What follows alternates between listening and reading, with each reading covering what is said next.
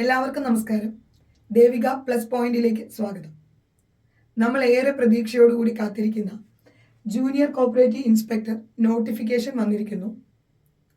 കേരളത്തിൽ BCom corporation, HDC, JDC കഴിഞ്ഞ ഓരോ ഉദ്യോഗാർത്ഥിയും വളരെ പ്രതീക്ഷയോടുകൂടി അല്ലെങ്കിൽ നേടണമെന്ന് ആഗ്രഹിക്കുന്ന ഒരു ജോലിയാണ് ജൂനിയർ കോപ്പറേറ്റീവ് ഇൻസ്പെക്ടർ.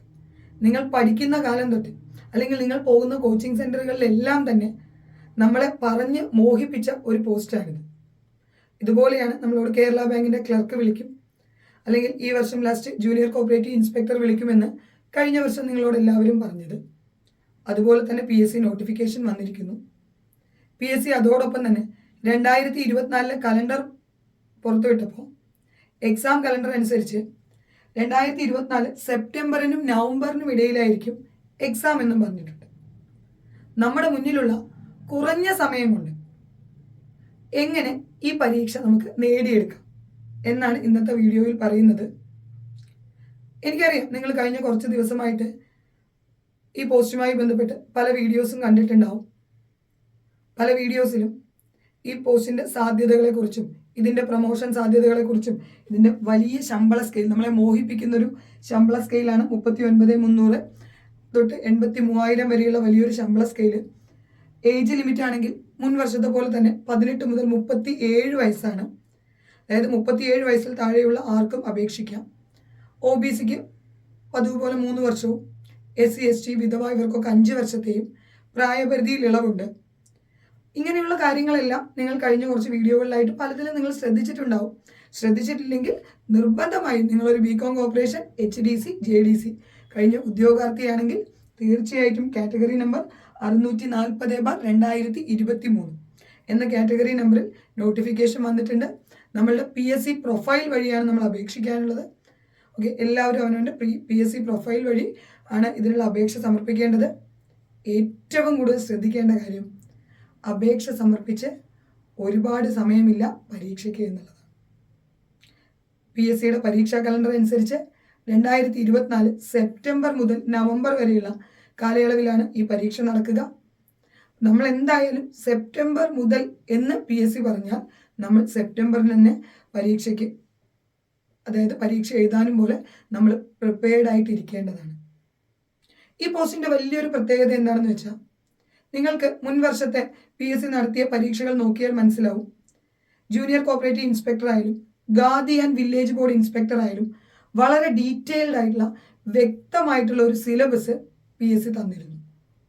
വളരെ വ്യക്തമായ സിലബസ് ആയിരുന്നു. Corporation, KCS act and rule, audit, banking ഈ മേഖലയിൽ നിന്നായിരുന്നു ചോദ്യങ്ങൾ. അതിനൊപ്പം IT ആൻഡ് സൈബർ ലോയും. അപ്പോൾ ഇതേ സിലബസ് ആയിരിക്കുമോ ഇനി എന്ന് ചോദിച്ചാൽ നമുക്കങ്ങനെ ഉറപ്പ് പറയാനൊന്നും പറ്റില്ല. സിലബസ് എന്തായാലും PSC ഇത്തവണയും നമുക്ക് ഡീറ്റെയിൽ ആയിട്ട് തരുമെന്ന് പ്രതീക്ഷിക്കാം. ഇന്നത്തെ ഈ വീഡിയോ കൊണ്ട് ഇതൊന്നുമല്ല ഞാൻ ഉദ്ദേശിക്കുന്നത്. 2019 ജൂനിയർ കോപ്പറേറ്റീവ് ഇൻസ്പെക്ടറിൻ്റെ ക്വസ്റ്റ്യൻ പേപ്പർ ഞാൻ നിങ്ങൾക്ക് ഒന്ന് പരിചയപ്പെടുത്തി തരാം. ആ ക്വസ്റ്റ്യൻ പേപ്പർ കാണുമ്പോൾ അല്ലെങ്കിൽ ഒരു തവണയൊന്ന് എഴുതി നോക്കിയാൽ നിങ്ങൾക്ക് മനസ്സിലാവും ഇത്ര ഈസി ആയിരുന്നോ ആ പരീക്ഷ എന്ന്. കാരണം നിങ്ങൾ പഠിക്കുന്ന, നിങ്ങൾ ഇപ്പോഴും ഒരു കോപ്പറേറ്റീവ് ബാങ്ക് എക്സാമിന് വേണ്ടി നിങ്ങൾ പഠിച്ചുകൊണ്ടിരിക്കുന്ന അതേ കാര്യങ്ങളാണ് അവിടെ ചോദിച്ചത്. ഇനി അതിനുവേണ്ടി പ്രത്യേകമായിട്ടൊന്നും തന്നെ പഠിക്കേണ്ടതായിട്ടുണ്ടായിരുന്നില്ല. അത് ആ ചോദ്യം നിങ്ങൾക്ക് ചെയ്യുമ്പോൾ മനസ്സിലാവും. അതിനൊപ്പമുള്ളത് IT ആൻഡ് സൈബർ ലോ ആണ്. ഇംഗ്ലീഷോ മാത്സോ GK ഒന്നും മുൻ വർഷങ്ങളിൽ ജൂനിയർ കോപ്പറേറ്റീവ് ഇൻസ്പെക്ടറിനായാലും അല്ലെങ്കിൽ ഖാദി ആൻഡ് വില്ലേജ് ഇൻഡസ്ട്രീസിൻ്റെ ഇൻസ്പെക്ടർ എക്സാമിനായാലും ഉണ്ടായിരുന്നില്ല എന്ന് ഓർക്കുക. നമുക്ക് ആ ചോദ്യങ്ങൾ ഏതൊക്കെയാണെന്ന് ഒന്ന് നോക്കാം. എല്ലാവരും ഓർത്തു വയ്ക്കുക. Category number 640/2023. 2024 ജനുവരി അവസാനം വരെയാണ് അപ്ലിക്കേഷൻ അയക്കാനുള്ള ഡേറ്റ് ഉള്ളത്. PSC പ്രൊഫൈൽ വഴിയാണ് അപേക്ഷ സമർപ്പിക്കേണ്ടത്. 37 വയസ്സാണ് ഉയർന്ന പ്രായപരിധി. യോഗ്യത ബികോം കോർപ്പറേഷൻ, അതല്ല എങ്കിൽ ഏതെങ്കിലും ഒരു ഡിഗ്രിയും അതിനൊപ്പം HDC അല്ലെങ്കിൽ JDC കോഴ്സ്. അപ്പോൾ ശ്രദ്ധിക്കൂ, നോക്കൂ. 2019 നടന്ന ജൂനിയർ, 2019 നോട്ടിഫിക്കേഷൻ വന്ന് 2020 നടന്ന ജൂനിയർ കോപ്പറേറ്റീവ് ഇൻസ്പെക്ടർ എക്സാമിൻ്റെ ക്വസ്റ്റ്യൻസ് ആണ് നമ്മൾ നോക്കുന്നത്. ഇവിടെ ആദ്യം നമ്മൾ ശ്രദ്ധിക്കാനുള്ളത്, ഈ പരീക്ഷ നടത്തുന്നത് കേരള PSC ആണ്. കോപ്പറേറ്റീവ് ബാങ്ക് എക്സാമുകൾക്ക് അല്ലെങ്കിൽ നമ്മുടെ കോപ്പറേറ്റീവ് സർവീസ് എക്സാമിനേഷൻ ബോർഡ് നടത്തുന്ന എക്സാമുകൾക്ക് നെഗറ്റീവ് മാർക്കില്ല. പക്ഷേ ഇവിടെ കേരള PSC ആണ്. കേരള PSC നടത്തുന്ന എക്സാമുകൾക്ക് നെഗറ്റീവ് മാർക്ക് ഉണ്ടായിരിക്കും. അപ്പോൾ ഞാൻ ആദ്യത്തെ 10 ചോദ്യം എന്നല്ല, കുറച്ച് സെലക്ട് ചെയ്ത ചോദ്യങ്ങളാണ് ഞാൻ നിങ്ങൾക്ക് തരുന്നത്. കാരണം 100 ചോദ്യങ്ങളും ഡിസ്കസ് ചെയ്ത വീഡിയോസ് ഉണ്ട്. അപ്പം നിലവിൽ നമുക്ക് ഒരു വീഡിയോയിൽ അത്രയും ഉൾപ്പെടുത്താൻ കഴിയാത്തത് കൊണ്ട് നിങ്ങൾക്ക് ഇതിൻ്റെ മുഴുവൻ വീഡിയോസ്, അതായത് ഈ ഒരു ക്വസ്റ്റ്യൻ പേപ്പറിൻ്റെ മുഴുവൻ ഡിസ്കഷൻ വീഡിയോസും വേണമെങ്കിൽ നമ്മുടെ വാട്സപ്പ് നമ്പറിൽ കമൻറ്റ് ചെയ്ത് കഴിഞ്ഞാൽ നമ്മുടെ വാട്സപ്പ് നമ്പറിൽ ഒരു മെസ്സേജ് അയക്കുകയാണെങ്കിൽ നമ്മൾ മുഴുവൻ വീഡിയോസും നിങ്ങൾക്ക് തരുന്നതായിരിക്കും. ശ്രദ്ധിക്കൂ, ഒന്നാമത്തെ ചോദ്യം നോക്കൂ. The main object of forming a cooperative society is to. നമ്മൾ KCS ആക്ട് പഠിക്കുമ്പോൾ എന്നും പഠിക്കുന്ന അല്ലെങ്കിൽ എന്നും നമ്മുടെ എക്സാമുകൾക്ക് ചോദിക്കുന്ന object of a cooperative society is mentioned in which section of KCS act? KCS ആക്ടിന്റെ ഏത് സെക്ഷനിലാണ് ഒബ്ജക്റ്റിനെ കുറിച്ച് പറഞ്ഞിരിക്കുന്നത്? സെക്ഷൻ 4. എന്താണ് object? Economic welfare of members. മെമ്പേഴ്സിന്റെ എക്കണോമിക് വെൽഫെയർ ആണ്. നോക്കൂ, ഇതായിരുന്നു ഒരു ചോദ്യം ഉണ്ടായിരുന്നത്.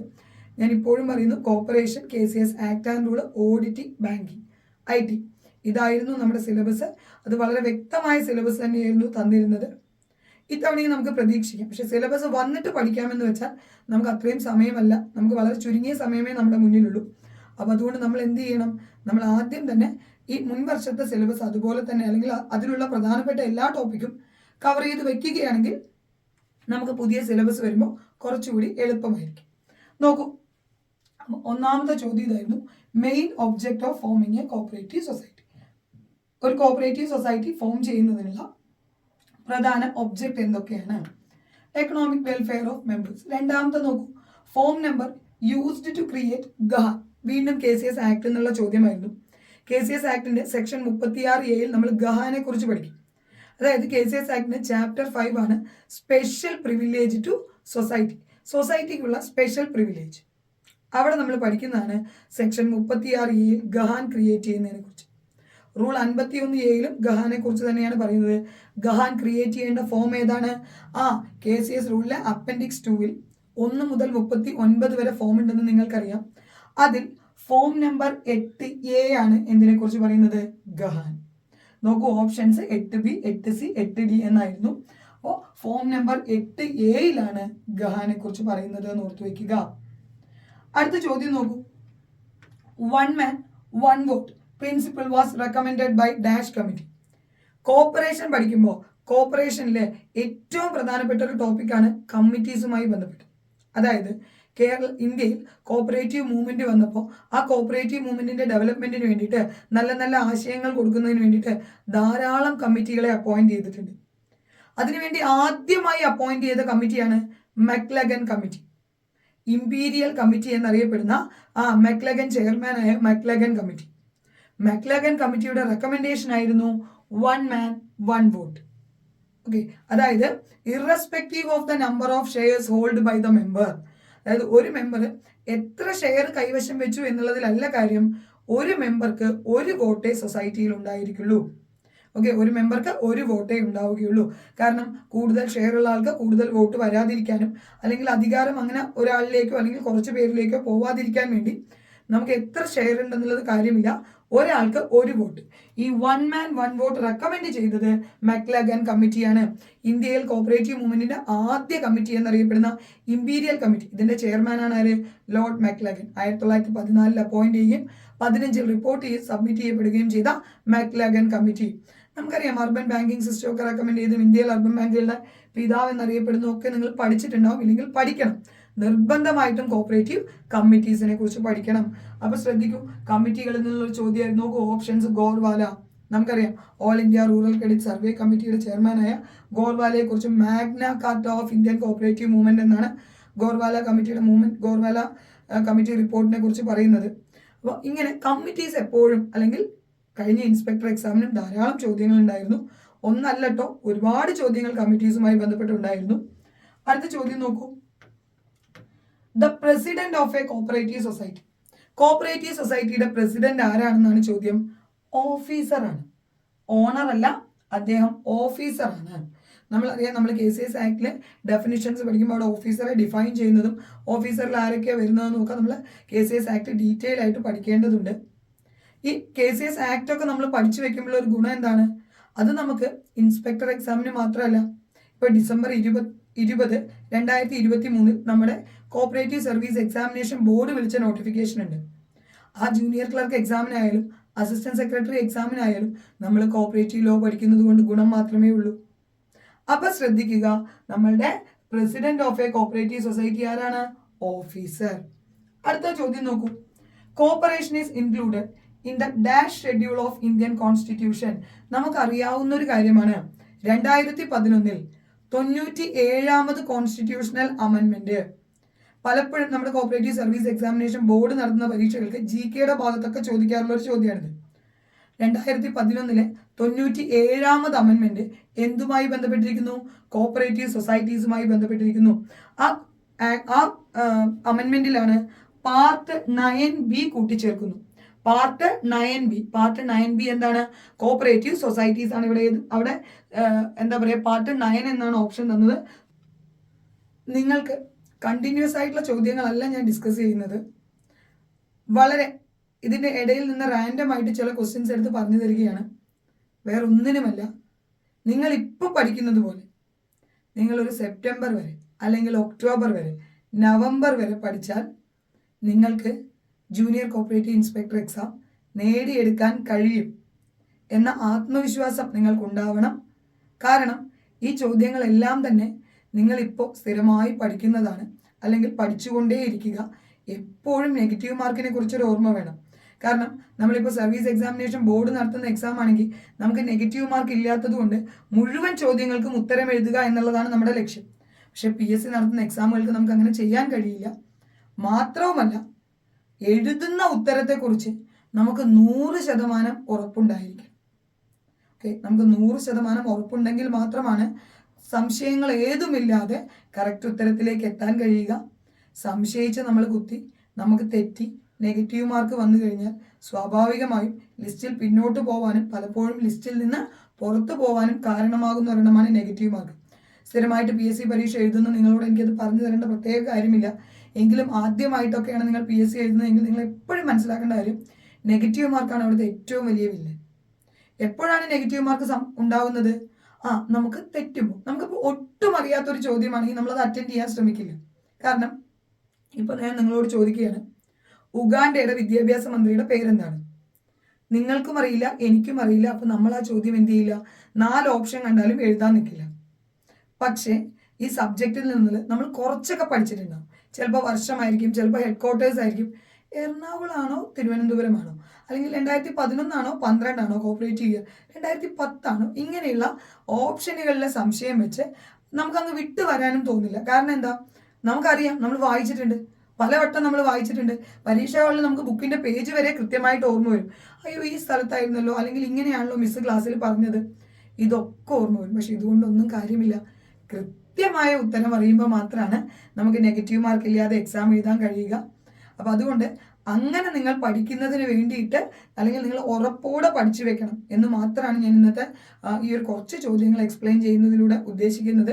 ഞാൻ നിങ്ങളോട് പറഞ്ഞു, നിങ്ങൾക്ക് ഓർഡറിൽ ഈ മുഴുവൻ ക്വസ്റ്റ്യൻ പേപ്പറിൻ്റെയും ഡിസ്കഷൻ വീഡിയോ വേണമെങ്കിൽ നമ്മളുടെ വാട്സപ്പ് നമ്പറിൽ ഒരു മെസ്സേജ് അയച്ചാൽ മതി. വാട്സപ്പ് നമ്പർ വീഡിയോയിൽ തരാം. അപ്പോൾ ആ വാട്സപ്പ് നമ്പറിൽ ഒന്ന് വാട്സപ്പ് ചെയ്ത് കഴിഞ്ഞാൽ നിങ്ങൾക്ക് ബാക്കിയുള്ള ഇതിൻ്റെ മുഴുവൻ വീഡിയോ ക്ലാസ്സും നമ്മൾ സെൻഡ് ചെയ്ത് തരുന്നതായിരിക്കും. നോക്കൂ, PSCSN കോർപ്പറേഷൻ പഠിക്കുന്ന ഏതൊരു കുട്ടിയും പഠിക്കുന്ന ഒരു കാര്യമാണ് പ്രൈമറി അഗ്രികൾച്ചർ ക്രെഡിറ്റ് സൊസൈറ്റിയാണ്. പക്ഷെ പരീക്ഷാ ഹാളിൽ പോയിട്ട് പ്രൈമറി അഗ്രികൾച്ചറൽ കോപ്പറേറ്റീവ് സൊസൈറ്റി എന്ന് കാണുമ്പോൾ നമുക്കൊരു സംശയമായിരിക്കും, കോപ്പറേറ്റീവ് സൊസൈറ്റി ആണോ ക്രെഡിറ്റ് സൊസൈറ്റി ആണോ? ഒരു സംശയവും പാടില്ല. സംശയം ഏതുമില്ലാതെ പഠിച്ചു തുടങ്ങുക. Okay, primary agricultural credit society. ഞാൻ പറഞ്ഞു, ഇനിയുള്ളത് നമ്മുടെ മുന്നിൽ ഇപ്പോൾ 2024 ജനുവരി ആയി. ഇനി സെപ്റ്റംബർ മുതൽ നവംബർ വരെയാണ് എക്സാം എന്ന് പറഞ്ഞാൽ നമ്മളുടെ മുന്നിലുള്ളത് ഈ വിരലിനുള്ളിൽ എണ്ണി തീർക്കാവുന്ന മാസങ്ങളേ ഉള്ളൂ. ഓക്കെ, കുറേ അധികം സമയമൊന്നുമില്ല. പഠിച്ചു വെക്കുക. പഠിക്കുന്ന കാര്യം എങ്ങനെ പഠിക്കുക? വളരെ വ്യക്തമായി, വളരെ ഉറപ്പിച്ച് പഠിക്കുക. നോക്കൂ, അടുത്തത് ബാങ്കിങ്ങിന്റെ ഭാഗത്തുനിന്ന് ഞാൻ ചോദ്യം ഉണ്ടായിരുന്നു, നിങ്ങളോട് പറഞ്ഞല്ലോ. Part of banking regulation act applicable for cooperative societies.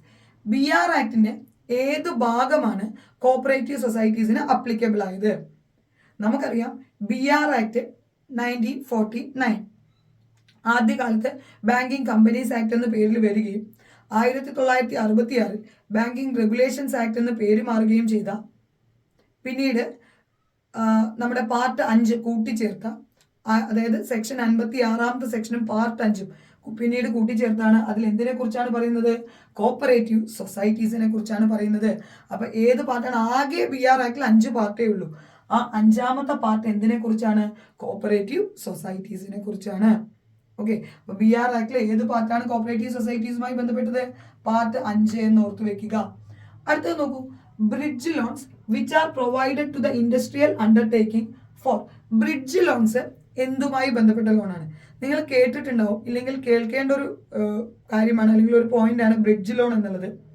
അതായത് ഇൻഡസ്ട്രിയൽ ബാങ്ക്സ് അല്ലെങ്കിൽ ഇൻവെസ്റ്റ്മെന്റ് ബാങ്ക്സ് വലിയ ലാർജ് എമൗണ്ടിൽ ലോൺ കൊടുക്കുമ്പോൾ, ഇൻവെസ്റ്റ്മെന്റ് പർപ്പസിന് വേണ്ടിയിട്ട് വലിയ ലോൺ കൊടുക്കുമ്പോൾ, അത്തരം ഇൻസ്റ്റിറ്റ്യൂഷൻസിന്, അത്തരം ഫേംസിന് വരുന്ന ഷോർട്ട് ടേം ഫിനാൻഷ്യൽ നീഡ്സ്, അവരുടെ ഇമ്മീഡിയറ്റ് നീഡ്സ് പരിഹരിക്കുന്നതിന് വേണ്ടിയിട്ട് അവർക്ക് ഇഷ്യൂ ചെയ്യുന്ന ഷോർട്ട് ടേം ലോണാണ് ബ്രിഡ്ജ് ലോൺ. നമ്മുടെ എക്സാമിന് ചോദിക്കുന്ന എല്ലാ ചോദ്യങ്ങളും ഞാൻ പറഞ്ഞുതരാം. നമ്മുടെ എക്സാമിന് ചോദിക്കുന്ന ആദ്യത്തെ ചോദ്യമാണ്, ബ്രിഡ്ജ് ലോൺ കൊടുക്കുന്നത് ആരാണ്? വെഞ്ചർ ക്യാപിറ്റൽ എന്നോ അല്ലെങ്കിൽ ഇൻവെസ്റ്റ്മെന്റ് ബാങ്ക് എന്നോ ഓപ്ഷനിലുണ്ടാവും. ഓക്കെ, വെഞ്ചർ ക്യാപിറ്റൽ അല്ലെങ്കിൽ ഇൻവെസ്റ്റ്മെന്റ് ബാങ്ക് എന്ന ഓപ്ഷനിലുണ്ടാവും. Bridge loans short term loan ആണോ, മീഡിയം ടേം ആണോ, ലോങ് ടേം ആണോ? ഷോർട്ട് ടേം ലോണാണ്. കാരണം നമ്മുടെ എമർജൻസി സിറ്റുവേഷൻ മീറ്റ് ചെയ്യാൻ വേണ്ടി നമുക്ക് തരുന്ന ലോണാണ്. സ്വാഭാവികമായിട്ടും എമർജൻസി സിറ്റുവേഷൻ മീറ്റ് ചെയ്യാൻ വേണ്ടി തരുന്ന ലോണിന്റെ ഇൻട്രസ്റ്റ് റേറ്റ് എങ്ങനെയായിരിക്കും? ഒരു അത്യാവശ്യത്തിന് പോയി ചോദിച്ചാൽ എല്ലാവരും ഇൻട്രസ്റ്റ് പലിശ കൂട്ടിയിട്ട് തന്നെയാണ് തരാറ്. ബ്രിഡ്ജ് ലോണിന്റെ ഇൻട്രസ്റ്റ് ഹൈ ഇൻട്രസ്റ്റ് ആയിരിക്കും. ബ്രിഡ്ജ് ലോണിന് പറയുന്ന മറ്റു പേരുകളാണ് സ്വിംഗ് ലോൺ എന്നും ഗ്യാപ് ഫിനാൻസിങ് എന്നും ഒക്കെ അറിയപ്പെടുന്ന ഏതാണ്? ബ്രിഡ്ജ് ലോൺ ആണ്. ഇവിടെ ചോദിച്ച ചോദ്യം എന്താണ്? ബ്രിഡ്ജ് ലോൺ ഇൻഡസ്ട്രിയൽ അണ്ടർടേക്കിംഗ്സ് എന്തിനു വേണ്ടി പ്രൊവൈഡ് ചെയ്യുന്നു? To winding up the company, construction of bridges and buildings, meeting short term urgent needs. കണ്ടോ, ഷോർട്ട് ടേം ആയിട്ട് അർജന്റ് നീഡ്സ് അല്ലെങ്കിൽ എമർജൻസി നീഡ്സ് മീറ്റ് ചെയ്യാൻ വേണ്ടിയിട്ട് വെഞ്ചർ ക്യാപിറ്റൽ അല്ലെങ്കിൽ ഇൻവെസ്റ്റ്മെന്റ് ബാങ്കുകൾ പ്രൊവൈഡ് ചെയ്യുന്നതാണ് ബ്രിഡ്ജ് ലോൺ എന്ന് ഓർക്കുക. അടുത്ത ശ്രദ്ധിക്കൂ, വീണ്ടും ബാങ്കിങ് എന്നുള്ള ചോദ്യമാണ്. The reserve bank of India started it function. നമ്മൾ ഏറ്റവും ആദ്യം അല്ലേ പഠിക്കുന്ന ഒരു പോയിന്റ് ആണ്. RBI ആക്ട് 1934 വന്നു. RBI 1935 ഏപ്രിൽ 1 മുതൽ പ്രവർത്തനം തുടങ്ങി. 1949 ജനുവരി 1 RBI നാഷണലൈസ് ചെയ്തു. ഇന്ത്യയുടെ സെൻട്രൽ ബാങ്ക് ആണ്. ഇന്ത്യയുടെ മണി മാർക്കറ്റ് റെഗുലേറ്റ് ചെയ്യുന്നത് RBI ആണ്. ഇന്ത്യയുടെ കൺട്രോളർ ഓഫ് ക്രെഡിറ്റ് ആയിട്ട് വർക്ക് ചെയ്യുന്നത് RBI ആണ്. ഇന്ത്യയിൽ നോട്ട് ഇഷ്യൂവിന്റെ മുഴുവൻ അധികാരവും RBIക്കാണ്. 1 രൂപ നോട്ട് ഒഴികെയുള്ള മറ്റെല്ലാ നോട്ടിലും ഒപ്പുവെക്കുന്നത് RBIയുടെ ഗവർണറാണ്. 1 രൂപ നോട്ടിൽ കേന്ദ്ര ഫിനാൻസ് സെക്രട്ടറിയാണ് ഒപ്പുവെക്കുന്നത്. ഇന്ന് നിലവിൽ ഏറ്റവും വലിയ നോട്ടായിട്ട് 500 രൂപയാണ്. കാരണം 2000 രൂപ മാർക്കറ്റിൽ നിന്ന് വിഡ്രോ ചെയ്യുന്നു. ഏറ്റവും ചെറിയ കറൻസിയായി കോയിൻ ആയിട്ടുള്ളത് 50 പൈസയാണ്. ആദ്യത്തെ RBI ഗവർണർ എന്ന് പറയുന്നത് സർ ഓസ്ബോൺ ആർട്ടൽ സ്മിത്ത് ആണ്. ആദ്യത്തെ ഇന്ത്യക്കാരനായ ഗവർണർ CD ദേശ്മുഖ് ആണ്. അല്ലെങ്കിൽ ഇപ്പോൾ നിലവിൽ ശക്തികാന്ത് ദാസ് ആണ്. ഇന്ത്യ മിനിമം റിസർവ് സിസ്റ്റത്തിലാണ് നോട്ട് ഇഷ്യൂ ചെയ്യുന്നത്. ഇങ്ങനെ RBIയുമായി ബന്ധപ്പെട്ട് നമ്മൾ എത്ര പോയിന്റ്സ് പഠിച്ചിരിക്കുന്നു. RBIയുടെ ക്രെഡിറ്റ് കൺട്രോൾ മെഷേഴ്സിൽ CRR, SLR, bank rate, repo rate, reverse repo, base rate എല്ലാം പഠിച്ചു. ചോദിച്ച ചോദ്യം എത്ര എളുപ്പമുള്ള ചോദ്യമാണെന്ന് നോക്കൂ. ഒരു ചോദ്യം നിസാരമാണെന്നൊന്നും ഞാൻ പറയുന്നില്ല, പക്ഷെ പഠിച്ചാൽ നേടാവുന്നതേ ഉള്ളൂ. നിങ്ങൾക്ക് ഇപ്പൊ തന്ന ഏതെങ്കിലും ഒരു ചോദ്യം നിങ്ങൾക്ക് കഷ്ടമുള്ളതായിട്ട് തോന്നിയോ? അപ്പൊ നിങ്ങൾ വിചാരിക്കും ഞാൻ എളുപ്പമുള്ള ചോദ്യങ്ങൾ മാത്രം എടുത്തിട്ട് നിങ്ങളോട് പറഞ്ഞതാണെന്ന്. അങ്ങനെയല്ലെന്നേ. ഇതിലെ സബ്ജക്ട് ഭാഗത്തു നിന്നുള്ള 90 ചോദ്യവും നിങ്ങൾക്ക് എളുപ്പമുള്ള ചോദ്യമായിരിക്കും. IT-യുടെ 10 ചോദ്യങ്ങൾ, അത് IT നമ്മൾ അങ്ങനെ സ്ഥിരമായിട്ട് പഠിക്കാത്തത് കൊണ്ട് IT-യുടെ 10 ചോദ്യങ്ങളിൽ ചിലപ്പോൾ നിങ്ങൾക്ക് പുതുമ തോന്നിയേക്കാം. അതും പേടിക്കേണ്ട. IT നമ്മൾ കുറച്ചെടുത്ത് പഠിക്കുകയും കുറേ ഡിഗ്രി എക്സാമുകൾക്ക് ചോദിച്ചാൽ ക്വസ്റ്റ്യൻസ് വർക്കൗട്ട് ചെയ്യുകയും ചെയ്തു കഴിഞ്ഞാൽ IT-ത്തെ മുഴുവൻ മാർക്ക് നമുക്ക് വാങ്ങാം. അപ്പോൾ ഇത് ഞാൻ വളരെ എളുപ്പമുള്ളത് മാത്രമാണ് എടുത്ത് തന്നത് എന്ന് തോന്നുന്നവർ കഴിഞ്ഞ വർഷത്തെ ക്വസ്റ്റ്യൻ പേപ്പർ എടുത്ത് നോക്കുക. ഇനി നോക്കാൻ വയ്യ, നിങ്ങൾക്ക് അത്രയും എന്താ പറയുക എളുപ്പത്തിൽ എവിടെ നിന്നാണ് കിട്ടുക എന്നാണെങ്കിൽ ഞാൻ പറഞ്ഞല്ലോ, നിങ്ങൾ വാട്സപ്പ് ചെയ്തോളൂ. നമ്മൾ ഇതിൻ്റെ മുഴുവൻ വീഡിയോ 100 ക്വസ്റ്റ്യൻസും എക്സ്പ്ലെയിൻ ചെയ്ത വീഡിയോ തരുന്നതായിരിക്കും. നോക്കൂ, 85 licensing to banking companies is given under dash section of banking regulation act. വീണ്ടും ബാങ്കിങ് റെഗുലേഷൻ ആക്ടിന്റെ ചോദ്യമാണ് വന്നത്.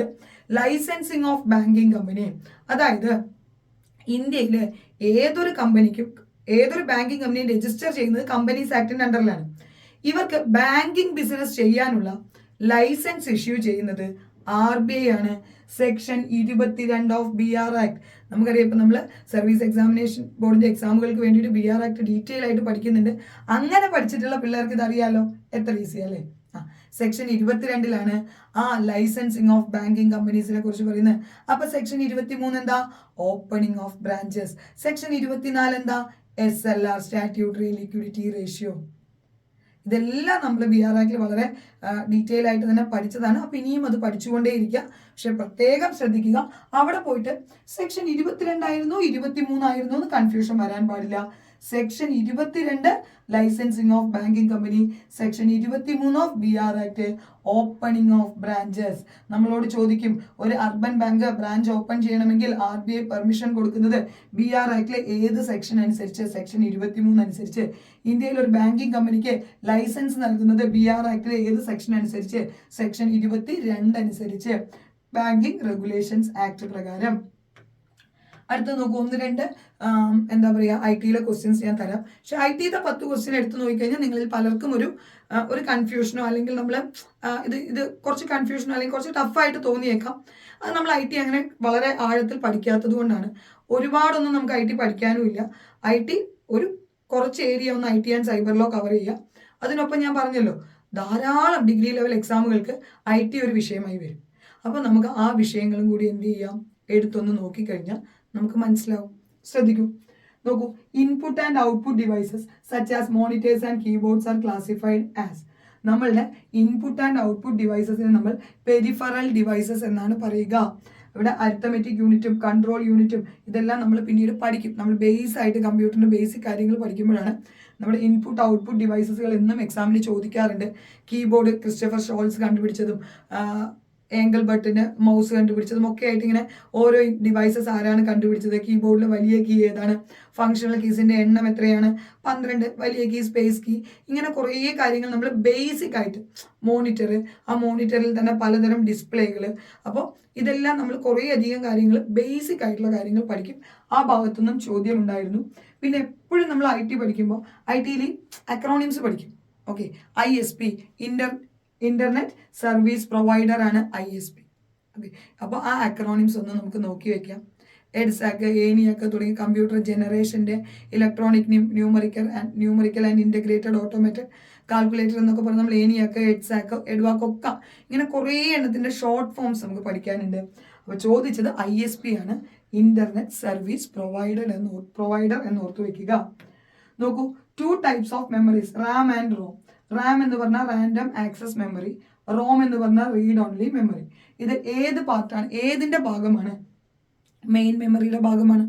റാമും റോമും ഒക്കെ നമ്മൾ മൊബൈലൊക്കെ വാങ്ങുമ്പോഴേ ഇത്ര RAM ഉള്ള 2GB RAM, 2GB 8GB എന്നൊക്കെ പറഞ്ഞ് പറയാറില്ലേ? മെയിൻ മെമ്മറിയുടെ ഭാഗമാണ് റാമും റോമും. Random access memory, read only memory. അപ്പോൾ IT മാത്രം ഒരു കുറച്ച് ചോദ്യങ്ങൾ, ഇപ്പോൾ തന്നെ 3 ചോദ്യം ഞാൻ പറഞ്ഞില്ല, ഇത് 3 ഈസി ആയിരുന്നു. പക്ഷെ കുറച്ച് ചോദ്യങ്ങൾ നിങ്ങൾക്ക് ആകെ 10 ചോദ്യമേ ഉള്ളൂ. അത് ചിലപ്പോൾ നിങ്ങൾക്ക് കൺഫ്യൂഷൻ ഉണ്ടാക്കിയേക്കാം. എങ്കിലും സബ്ജക്ട് ചോദ്യങ്ങൾ എല്ലാം എളുപ്പമായിരുന്നു. നോക്കൂ, ചെയർമാൻ ഓഫ് കേപ്പിന്റെ chairman chief minister of Kerala അല്ലേ? കേപ്പിന്റെ ചെയർമാൻ ചീഫ് മിനിസ്റ്ററും കേപ്പിന്റെ വർക്കിംഗ് ചെയർമാൻ കോപ്പറേറ്റീവ് മിനിസ്റ്ററുമാണെന്ന് നമുക്ക് അറിയാവുന്ന കാര്യമാണ്.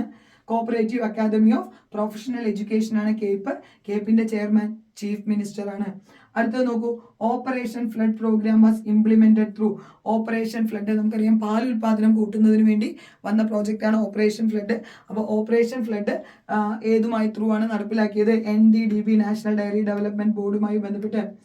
Multi state cooperative societies act, അതൊരെണ്ണം ശ്രദ്ധിക്കേണ്ട കാര്യമാണ്. കാരണം നമ്മുടെ കഴിഞ്ഞ ഇൻസ്പെക്ടർ എക്സാമിന് സിലബസിൽ തന്നിരുന്നു, അപ്പോൾ അത് എക്സാമിന് ചോദ്യം വരികയും ചെയ്തു. Multi state cooperative societies act 2002 of India has incorporated. ഇനി ഇത്തവണയൊക്കെ ചിലപ്പോൾ ഇതിൽ നിന്ന് ചോദ്യം വരാനുള്ള സാധ്യത കുറച്ചുകൂടി കൂടുതലായിരിക്കും. കാരണം നമുക്കറിയാം, നമ്മുടെ നാട്ടിൽ ധാരാളമായിട്ട് മൾട്ടി സ്റ്റേറ്റ് സംഘങ്ങൾ ഇപ്പോൾ പ്രവർത്തിക്കുന്നുണ്ട്. നിങ്ങളിൽ പലരും അവിടെ വർക്ക് ചെയ്യുന്നുണ്ടാവാം. അപ്പോൾ ശ്രദ്ധിക്കൂ, multi state cooperative societies act 2002 of India has incorporated dash in its second schedule. ആ ആക്ടിന്റെ സെക്കൻഡ് ഷെഡ്യൂളിൽ എന്താണ് ഉൾപ്പെടുത്തിയത്? Cooperative values and principles. നമുക്കറിയാലോ, KCS ആക്ടിന്റെ ഷെഡ്യൂൾ 2 എന്താ പറയുന്നത്? കോപ്പറേറ്റീവ് പ്രിൻസിപ്പിൾസ് ആണ്. അല്ലേ? ഷെഡ്യൂൾ 1 കേരള PSC വഴി KCS ആക്ടിൽ എത്ര ഷെഡ്യൂളാണ്? 3 ഷെഡ്യൂൾ. ഷെഡ്യൂൾ 1 കേരള PSC വഴി നിയമനം നടത്തുന്ന അപ്പെക്സ് ആൻഡ് സെൻട്രൽ സൊസൈറ്റികളെ കുറിച്ചും ഷെഡ്യൂൾ 2 കോപ്പറേറ്റീവ് പ്രിൻസിപ്പിൾസിനെ കുറിച്ചും ഷെഡ്യൂൾ 3 ടൈം ലിമിറ്റുകളെ കുറിച്ച് നമ്മൾ പഠിച്ചിട്ടില്ലേ? അപ്പോൾ അതേപോലെ മൾട്ടി സ്റ്റേറ്റ് കോപ്പറേറ്റീവ് സൊസൈറ്റീസ് ആക്ടിന്റെ 2nd ഷെഡ്യൂളിൽ എന്താണ് ഉൾപ്പെടുത്തിയത്? കോപ്പറേറ്റീവ് വാല്യൂസ് ആൻഡ് പ്രിൻസിപ്പിൾസ് ആണ്. നോക്കൂ, in December 2009 the United Nations declared dash year as the international year of cooperation. ഏത് വർഷമാണ് ഇന്റർനാഷണൽ ഇയർ ഓഫ് കോപ്പറേഷൻ?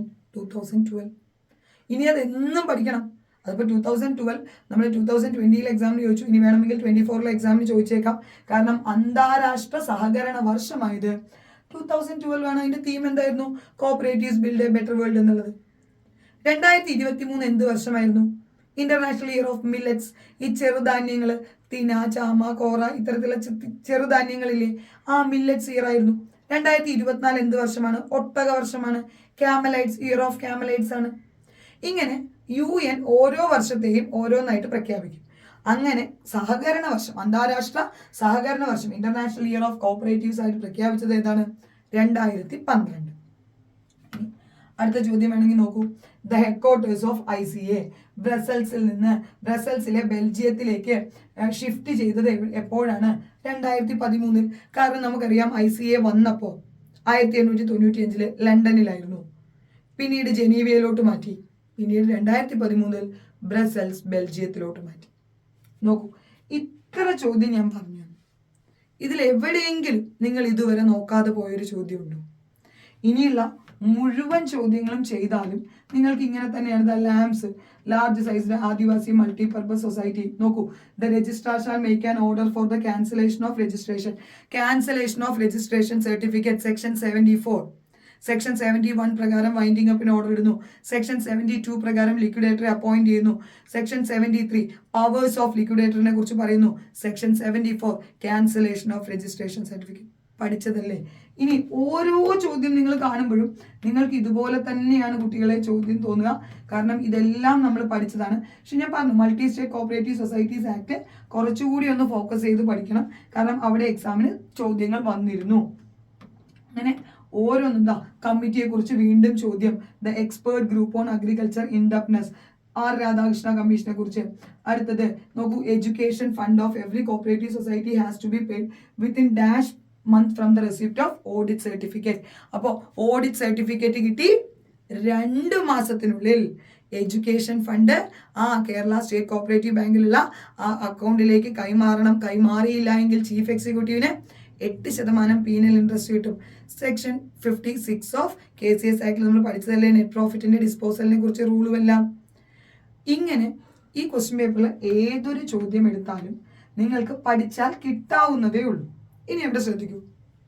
ഇപ്പോൾ ഇവിടെ ആദ്യമായിട്ട് ഈ പരീക്ഷ എഴുതാൻ പോകുന്ന ആളുകളുണ്ടാവും. അപ്പോൾ അവർ വിചാരിക്കും ഇതെല്ലാം പഠിച്ചാൽ കിട്ടും, അല്ലെങ്കിൽ ഇതെല്ലാം ഈസി ആണെന്ന് പറയുന്നു.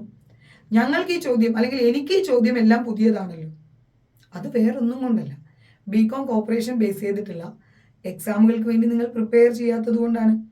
BCom കോപ്പറേഷൻ ബേസ് ചെയ്ത് കേരളത്തിൽ ധാരാളം പരീക്ഷകൾ നടക്കുന്നുണ്ട്. അതിലേറ്റവും പ്രധാനപ്പെട്ട, അല്ലെങ്കിൽ ഏറ്റവും നമ്മളെ എന്താ പറയുക, ഏറ്റവും ഉയർന്ന എന്നൊക്കെ പറയാവുന്ന ഒരു തസ്തികയാണ് ജൂനിയർ കോപ്പറേറ്റീവ് ഇൻസ്പെക്ടർ. ഇനി കേരള ബാങ്കിന്റെ ക്ലർക്ക് വിളിക്കുമ്പോൾ അവിടെയും BCom കോപ്പറേഷനാണ് യോഗ്യത. ഒരു വർഷത്തിൽ 3 തവണ കോപ്പറേറ്റീവ് സർവീസ് എക്സാമിനേഷൻ ബോർഡ് നമ്മളുടെ നാട്ടിലുള്ള സംഘങ്ങളിലേക്ക് ജൂനിയർ ക്ലർക്ക്, അസിസ്റ്റന്റ് സെക്രട്ടറി പോസ്റ്റിലേക്കൊക്കെ അപ്ലിക്കേഷൻ വിളിക്കും. അവിടെയും ഇതാണ് യോഗ്യത, ഇതുപോലെയാണ് പഠനം, ഇത് തന്നെയാണ് സിലബസ്.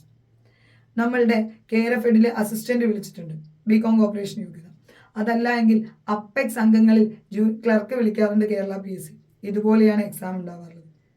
അതായത് BCom കോപ്പറേഷൻ യോഗ്യതയായിട്ട് വരുന്ന, അല്ലെങ്കിൽ HDC അല്ലെങ്കിൽ JDC യോഗ്യതയായിട്ട് വരുന്ന എല്ലാ പരീക്ഷകൾക്കും അപ്ലൈ ചെയ്യുക, പഠിച്ചു തുടങ്ങുക. ആദ്യം നമുക്ക് ഏതെങ്കിലുമൊക്കെ ജോലി കിട്ടും. പിന്നീട് നമുക്ക് അൾട്ടിമേറ്റ് ആയിട്ട് നമ്മൾ ആഗ്രഹിക്കുന്ന ജോലിയിലേക്ക് എത്തുകയും ചെയ്യാം. നോക്കൂ, 2020 ഡിസംബറിൽ ഒരു നോട്ടിഫിക്കേഷൻ, ക്ലർക്ക് കാഷ്യർ നോട്ടിഫിക്കേഷൻ വന്നിട്ടുണ്ട്. അതിൻ്റെ എക്സാം ഏകദേശം നിങ്ങൾക്ക് ഒരു മാർച്ച് ലാസ്റ്റ് അല്ലെങ്കിൽ ഏപ്രിലൊക്കെ ഉണ്ടാവും. വീണ്ടും ആ ഒരു ഏപ്രിലിൽ ഒരു നോട്ടിഫിക്കേഷൻ വരും. അതിൻ്റെ എക്സാം ഓഗസ്റ്റ് ഓർ സെപ്റ്റംബറിൽ ഉണ്ടാവും. അതായത് നിങ്ങൾ ജൂനിയർ കോപ്പറേറ്റീവ് ഇൻസ്പെക്ടർ എക്സാമിന് വേണ്ടി പ്രിപ്പയർ ചെയ്യുന്നു. പക്ഷെ നിങ്ങൾ അതിനൊപ്പം ക്ലർക്ക് കാഷ്യറും കൂടി എഴുതി കഴിഞ്ഞാൽ നിങ്ങൾക്ക് ജൂനിയർ കോപ്പറേറ്റീവ് ഇൻസ്പെക്ടർ എക്സാമിന് മുന്നേ തന്നെ 2 എക്സാം എഴുതി ശീലിക്കാനുള്ള ഒരു അവസരം, അല്ലെങ്കിൽ ഈ ടോപ്പിക് ഒക്കെ പഠിക്കുമ്പോൾ നമ്മൾ എഴുതാൻ പോകുന്ന എക്സാം എഴുതുമ്പോൾ നമുക്ക് കുറച്ചുകൂടെ മാർക്ക് കിട്ടുമ്പോൾ ഒരു കോൺഫിഡൻസ് ഒക്കെ ഉണ്ടാവും.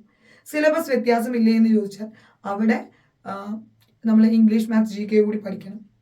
പക്ഷേ ഇതേ ബാങ്കിങ്, ഇതേ കോർപ്പറേഷൻ, ഇതേ ഓഡിറ്റ്, ഇതേ ലോ, ഇത് തന്നെയാണ് നമ്മൾ പഠിക്കുന്നത്. ഒരു കാര്യം കൂടെ, നിങ്ങളിപ്പോൾ പല വീഡിയോസും കണ്ടിട്ടുണ്ടാവും, അതിൽ മുൻ വർഷത്തെ റാങ്ക് ജേതാക്കളെ ഇൻട്രൊഡ്യൂസ് ചെയ്യുന്നുണ്ടാവും.